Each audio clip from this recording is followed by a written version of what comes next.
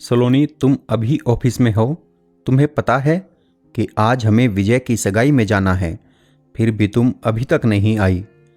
कहा था कि एक दिन की छुट्टी ले लो, लेकिन तुमको ऑफिस का काम ससुराल वालों से ज़्यादा प्यारा है।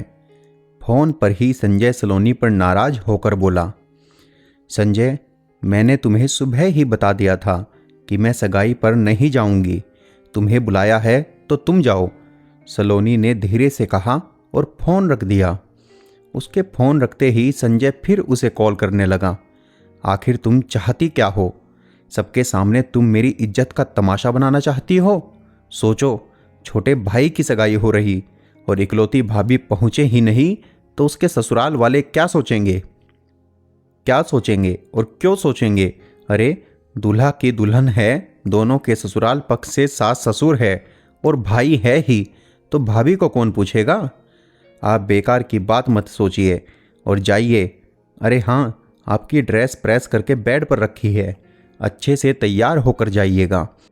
सलोनी ने अपने मन के रोष को दबाते हुए कहा, मैं जानता हूँ तुम यह क्यों कर रही हो। देखो सलोनी, इस बारे में हम बाद में नहीं, कल ही बात करेंगे और मैं खुद मम्मी पापा से कहूँगा, लेकिन आज प्लीज़ मेरे साथ चल लो। संजय सलोनी को मनाते हुए बोला। संजय, मैं आज वही कर रही हूँ जो तुम्हारी मम्मी ने कहा था कि बिन बुलाए ससुराल के किसी भी फंक्शन में जाने का मतलब है कि वो लोग तुम्हें फालतू समझते हैं, और तुम भी अच्छे से जानते हो कि मैं फालतू नहीं हूँ। मुझे बहुत काम है, अभी मीटिंग के लिए जाना है। विजय भैया को मेरी तरफ से भी आशीर्वाद दे दीजिएगा। सलोनी ने फ़ोन काटकर उसे साइलेंस मोड पर डाल दिया। क्या कहा बहू ने? वो आ रही है या नहीं? मैंने सुबह ही कहा था कि आज ऑफिस मत जाए, लेकिन मेरी यहाँ सुनता कौन है? पद्मा जी गुस्से से बड़बड़ाने लगी। मम्मी, आपने सलोनी से यह कहा था कि उसे विजय की सगाई में चलना है? संजय ने पद्मा जी से पूछा तो वो उसे हैरानी से देखने लगी। बहू को क्या अब अलग से निमंत्रण देना पड़ेगा कि उसके देवर की सगाई है और वो फंक्शन में चले? तुझे बोला था कि आज सगाई है, छुट्टी ले लेना। अब तुम दोनों अलग हो क्या? पद्मा जी तुनक कर बोली। हम दोनों अलग नहीं हैं, लेकिन फिर भी हम दोनों के बीच बहुत कुछ अलग है, और ये मैंने या सलोनी ने नहीं बल्कि आपने कहा था। याद है जब सलोनी के भाई की शादी थी, तब सलोनी के पापा घर पर आकर कार्ड दे गए थे, लेकिन उस समय आप और पापा जी चाचा जी के पास गए हुए थे। घर पर सलोनी के सिवा कोई नहीं था। शादी की तैयारियों में वो फ़ोन करना भूल गए और हालात भी कुछ ऐसे बने कि हमारी फ़ोन पर बात नहीं हो पाई। तब आपने मुझे सलोनी के साथ शादी में नहीं जाने दिया था। आपने ही कहा था कि ससुराल में जब तक इज्जत से न बुलाया जाए मत जाना। सलोनी के वहाँ पहुँचने पर जब पापा जी को मेरे ना आने की वजह पता चली तो वो खुद मुझे और आप सबको लेने आए और माफ़ी भी मांगी। संजय की बात सुनकर पद्मा जी उसे गुस्से से देखने लगी। तू कहाँ की बात कहाँ जोड़ रहा? वो तेरा ससुराल है और वहाँ तेरा मान सम्मान कम नहीं होना चाहिए। यह सलोनी का ससुराल है तो क्या उसके मान सम्मान की कोई वैल्यू नहीं? ये तो गलत है।